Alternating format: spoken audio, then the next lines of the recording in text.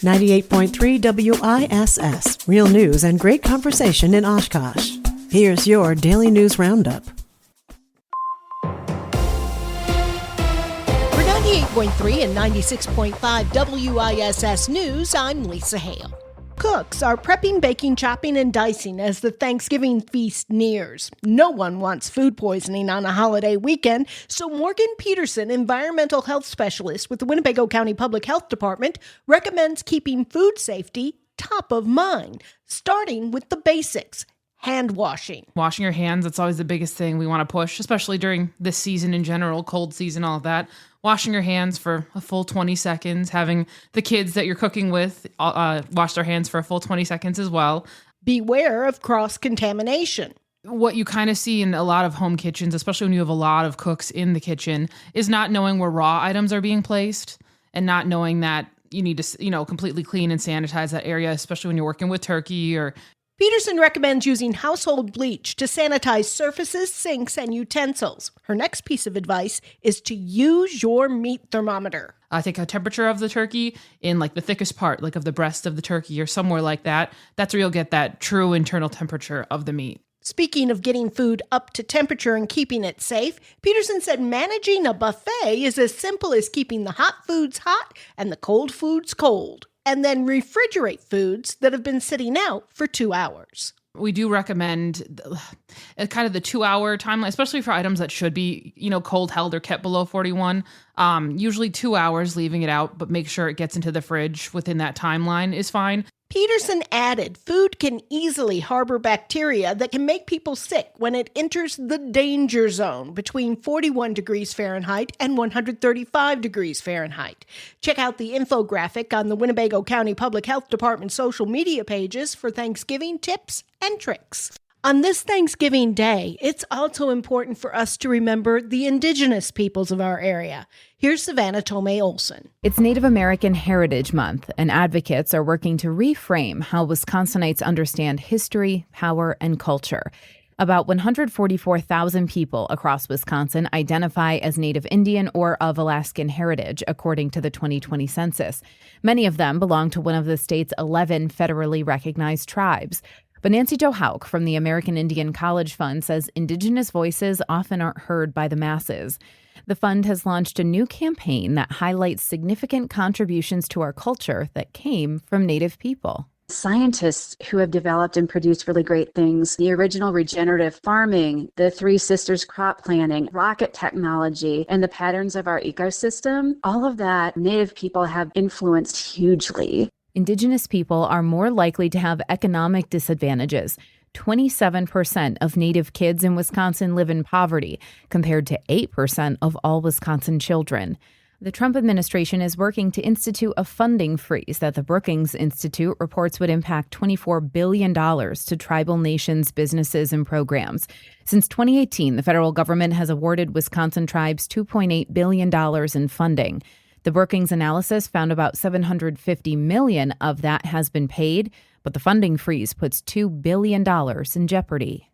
America's history, including the many harms suffered by Native people after European settlers arrived on the continent, cannot be rewritten. But Hauk says the history of Native people is a story of hope. Native people have been around for over 12,000 years in the United States, and I think that's a testament to their resiliency and their resourcefulness, and I think that we can all really learn a lot from that, especially now.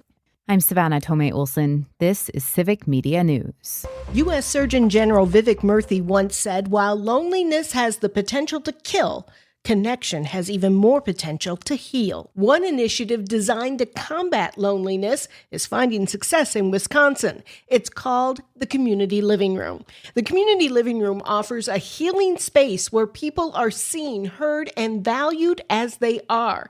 Its focus is on present moment connection and support. Co-founder Lynn McLaughlin. The Community Living Room is a non-clinical supportive space for people looking for connection, not always distress or crisis, but just connecting with people at a real, authentic level. Co-founder Karen Iverson Riggers. We've trained more than 2,500 people in emotional CPR, and lots of folks asked, where can I find someone who's going to listen like this?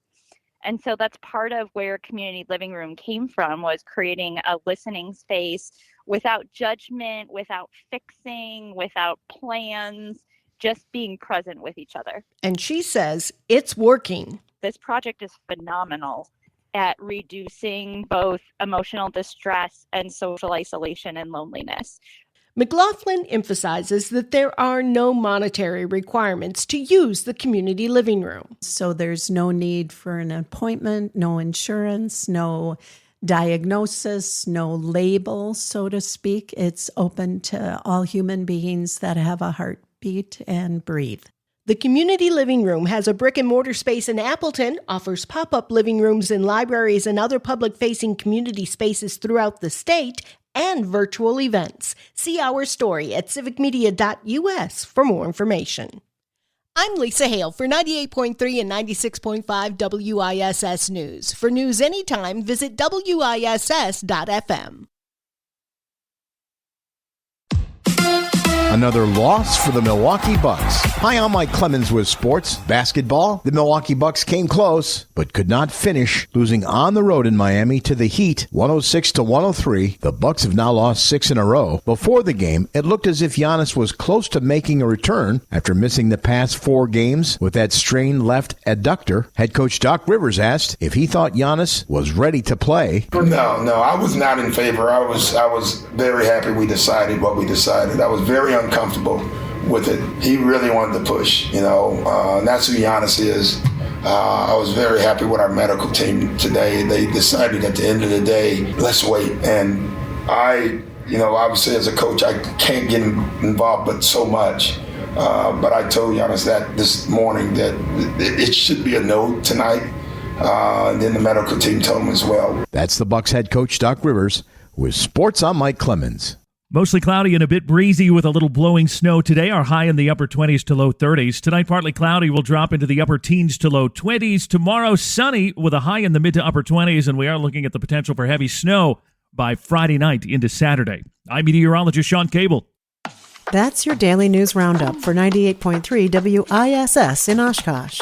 Find more news anytime at WISS.FM. Subscribe to this podcast on Spotify, Apple, or wherever you find your podcasts.